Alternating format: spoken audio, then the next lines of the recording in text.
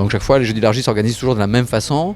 Un temps qu'on appelle tête-à-tête, qui est un jeu de conférence où une personne qui est un petit peu pointue sur une thématique vient faire une intervention qui dure une demi-heure, 3/4 d'heure théoriquement. Et ensuite, souvent, 1 ou 2 interventions d'un professionnel qui a donc une expérience en lien avec le sujet traité. Ce temps-là est suivi d'un temps qu'on appelle apério, qui veut dire mettre en appétit. Et donc qui nous semble correspondre à ce type de soirée, qui est un temps plus convivial et d'échanges tout simples entre professionnels qui vont partager des infos sur les événements commerciaux, sur des problèmes techniques, sur tout ce qu'on peut imaginer. La conférence de ce soir est exceptionnelle car la personne qui l'a présentée est passionnée et a parcouru le monde pour pouvoir nous expliquer tout ce qui se passe au niveau des terres, au niveau des décorations, au niveau de tout ce qui se passe dans le milieu de la céramique.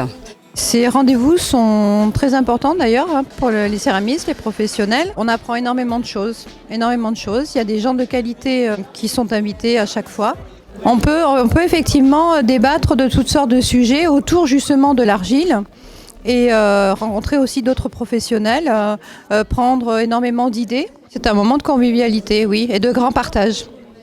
Alors depuis la création des Jeudis de l'Argile, je suis venu à toutes les manifestations. Il se produit ici des poteries qui ont une culture, sur lesquelles on peut parler d'une histoire.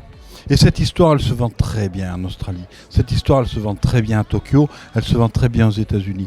Et ces métiers qui, Henri Ambry nous l'a dit tout à l'heure, s'exportaient via les bateaux qui étaient ancrés à Marseille, aujourd'hui, ils peuvent partir via l'aérodrome de Marignane et s'envoler vers les nouveaux marchés, essentiellement constitués soit par des peuples qui ont une culture de céramique très riche, comme le Japon, comme la Chine, soit vers des pays qui ont besoin d'une histoire, qui ont besoin d'une culture riche, comme l'Australie ou les États-Unis.